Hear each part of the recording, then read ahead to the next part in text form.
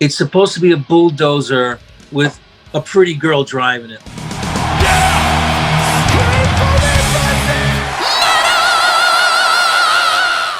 Hey everyone, welcome to the channel. My name is Belgian Jasper. If this is your first time on the channel, hit subscribe right now. I discovered hard rock and heavy metal in the 90s. That means that I know Sal Abruscato from Typo Negative and Life of Agony. In more recent times, Sal is obviously the driving force behind A Pale Horse Named Death. They have a brand new album out, and the morning after it was released, I sat down with Sal to learn all about it.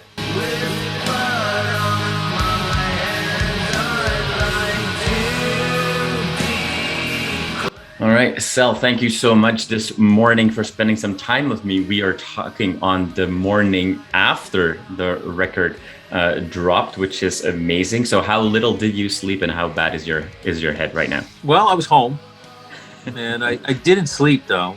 I didn't sleep. But I was really excited to. It's always I don't know. I guess for an artist, it's like having another child born. Right. You know. I mean, I have 3 beautiful children, but my records are my children too, and they're very important to me. Very monumental, because I feel like even after you're gone, you leave this legacy of archived material that. Right. People can go back and maybe check out. Yeah. So I'm actually really, the greatest reward is the response. And the reviews, and so far every journalist I've talked to, even today, the positive happiness that this dark, miserable record is giving to everybody seems to be appropriate, and it makes me very happy.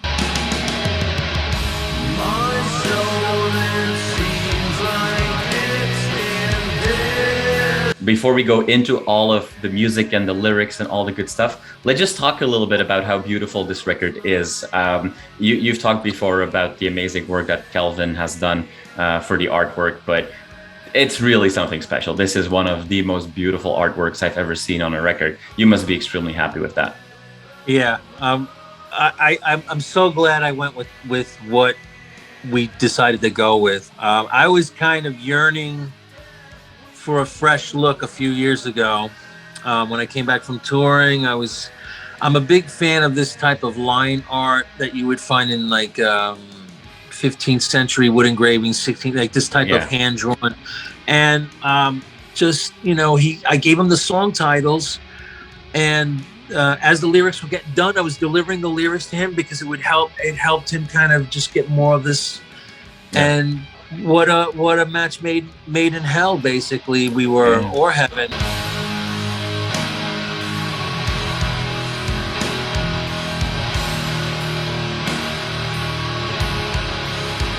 You've described the album as dark music to soothe a dark soul. People that obviously know A Pale Horse Named Death are never gonna expect you guys to make a very poppy, happy album. But at the same time, as I was listening through the album, and I've listened through it a couple of times, you know, from front to back now. Yes, it's dark, but at the same time, I find it maybe more uplifting is maybe not the right word, but empowering than ever before. I feel like there's a much more of a positive swing to it than previous work. Do I just misunderstand, or do you agree with that? No, it's what everybody's saying. No, you got the right feeling, because I have this like I said, to find the light, you have to go through the darkness, you know, to get out of the woods. And it's a way of helping myself also the best I can with again, I kind of like poking the rattlesnake, getting bit, and then shoot myself up with the anti-venom.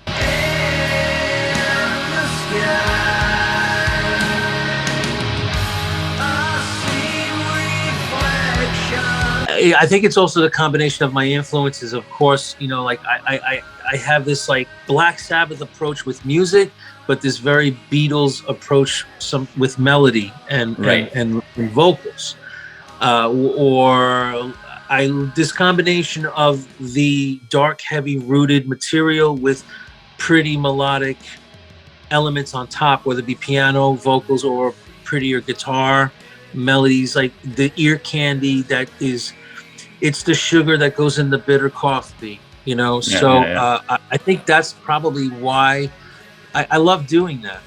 Because again, it's yin and yang, it's the universe. You need to have contrast, black, white. I feel that if I were to do like heavy melodies or vocals or other stuff on top of heavy guitars, I just think it's too much of an assault one way, and it's just going to leave the listener exhausted. I think if there's that beautiful ear candy, catchy melody, almost like I kind of coined it as doom pop at times. That it's you're not going to leave the person fully exhausted. Like it's supposed to be a bulldozer with a pretty girl driving it.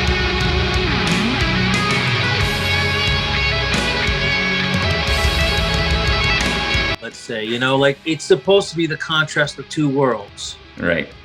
And I like to do that. I'm a fan of that. And I'm a fan of, because I'm a big Beatles fan. And I would listen to like sometimes how they would do on, like, especially in the psychedelic era, they would have these heavy notes and these uplifting, pretty harmonies and melodies. Because the harmonies also brings out a lot of this uplifting. And I'm big on harmonies. I like layering harmonies and vocals. And so that's a good assumption that you've made, though. It's not a fully, it's not like the big plan of the day where this is how I'm going to do it. It just comes out that way.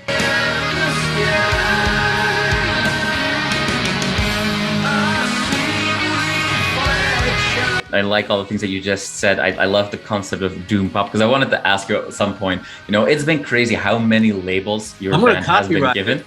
You should. I gotta copyright that, because right someone's now. Gonna go out there. Stop doing this interview. Just go right now, because it's crazy. People describe your music as heavy metal, grunge, sludge, doom, gothic, anything that they can think of. Both the 70s vibes, and also because every time you guys put out a new album, people go like, "Oh yeah, Alice in Chains, grunge, what have you." I think people will always have an opinion and make assumptions, and they always try to label. You know, right. As long as they don't say it sounds like dog shit, I'm good.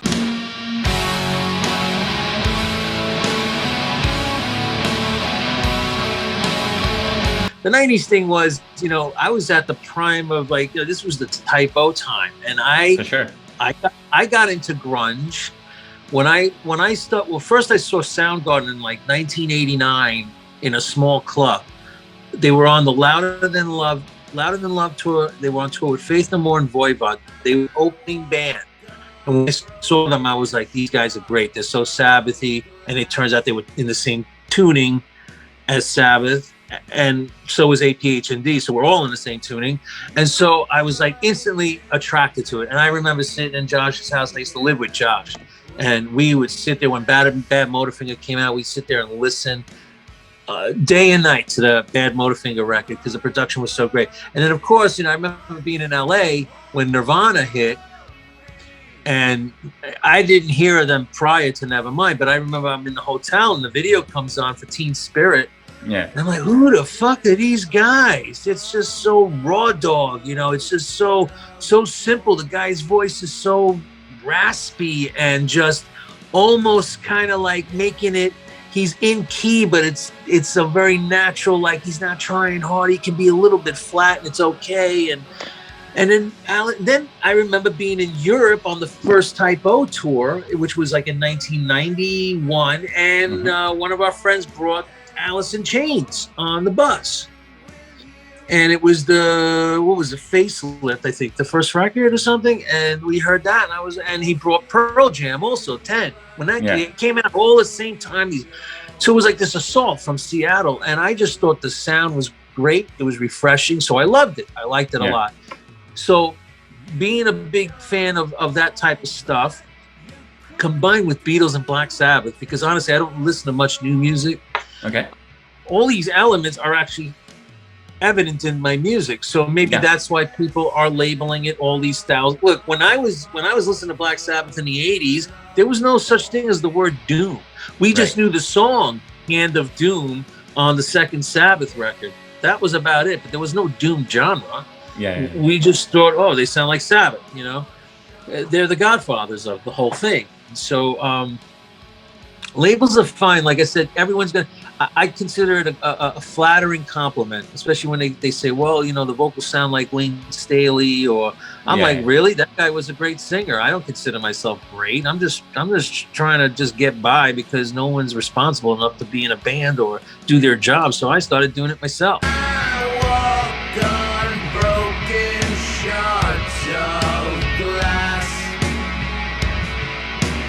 In a song like, you know, Cast Out from the Sky, it's, you know, on the surface, it's the story of the fallen angel Lucifer. But can I also interpret that as your story, with, you know, going from the heavens of Typo Negative and Life of Agony and all those classic times in the 90s and going through that rebirth, or am I just making up stories? Kind of making it up. But you know, I was always fascinated with, you know, the stories of you know, the story of this battle that was going on between, at that time, God and Lucifer, and how he was, you know, he was an angel, but he got a little bit jealous of all the glory God was receiving. He started feeling competitive. And basically, I guess it's like the same thing in the corporate world. When there's a threat to the CEO, they'll boot you.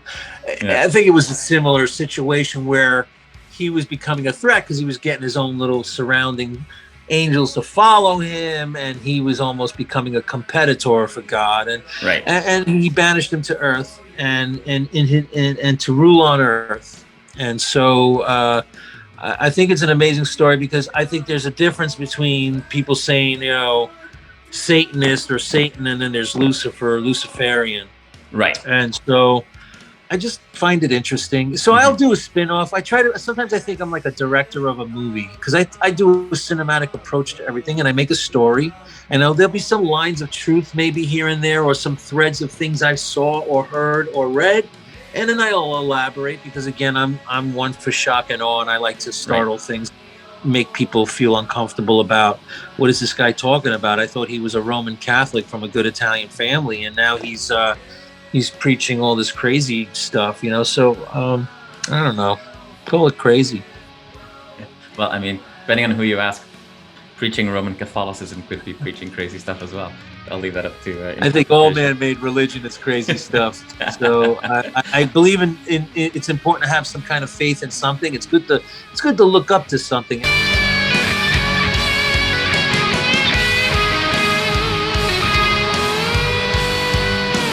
One of my other songs that I've really gravitated towards is Shards of Glass. It's about someone in my family, a relative. Exactly.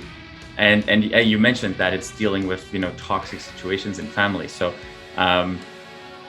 when you shared like the true meaning behind these songs, and you know, also on social media and what have you, I could assume that already there's a lot of fans of the band that are resonating or relating more to your songs, given the state of the world and everybody had to go through some very dark moments.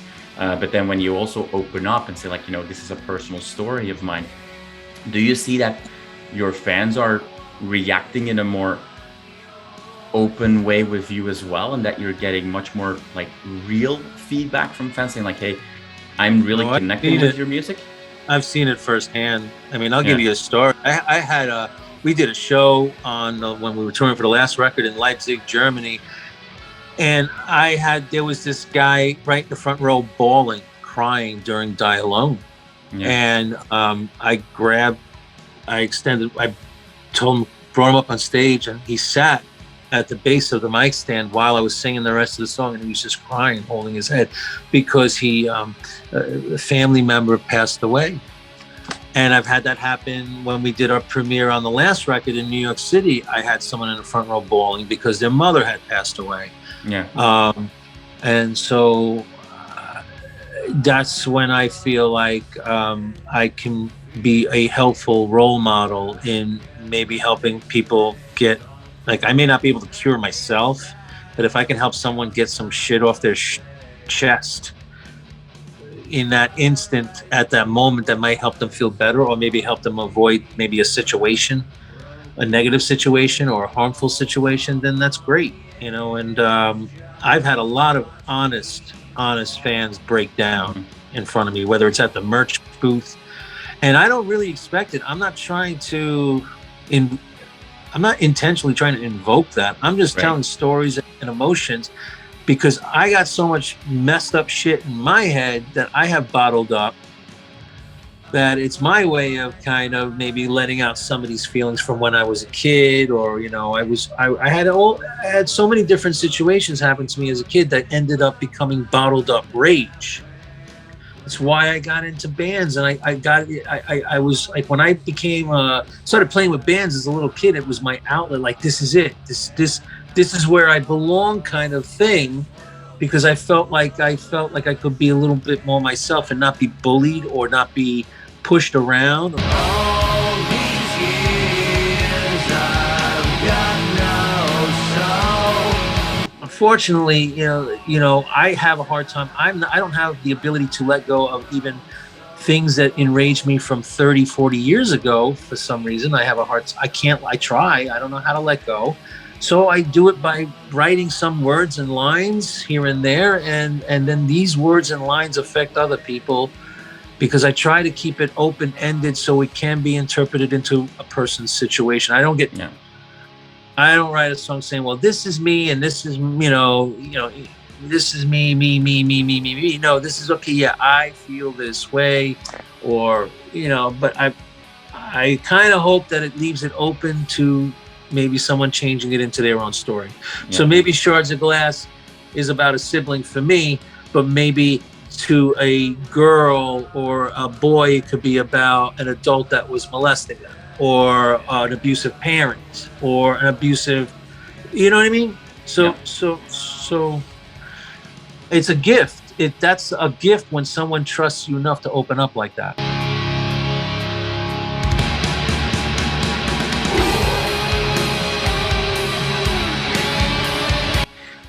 Sal, I could ask you a million more questions, and I'd love to talk to you for much, much longer, but unfortunately we are running out of time, and I'm going to keep you a couple of minutes on time. So in the last few minutes that we have left, to make a massive U-turn, unfortunately,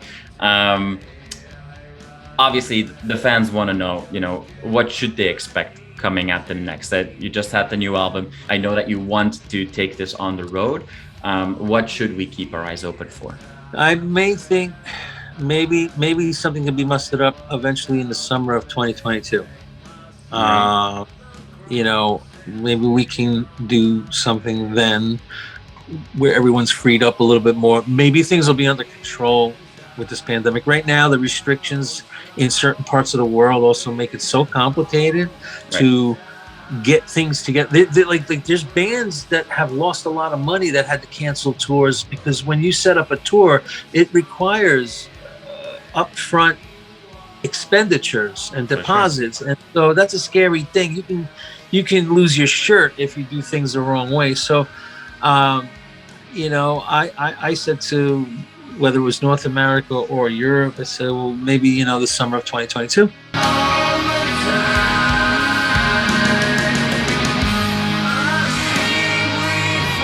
It gets harder and harder if they're going to keep telling us, well, we got a restriction with this and a restriction with that. Plus, we got Brexit working against us. Right.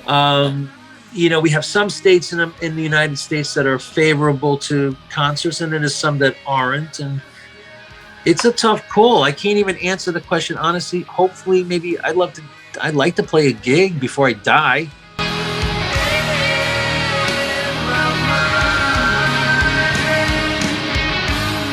I wish I could talk for 2 more hours with you and ask you a million more questions, but I am going to make do it again. That sounds good, but I want to make sure that your schedule doesn't mess up. Sal, I want to thank you so much, and I wish you a phenomenal day 1 of the new record. And I know it's filled with interviews for you, but I hope you can take some time to just sit back, relax, and enjoy this moment as well. Hey, it was a pleasure. Thanks for having me.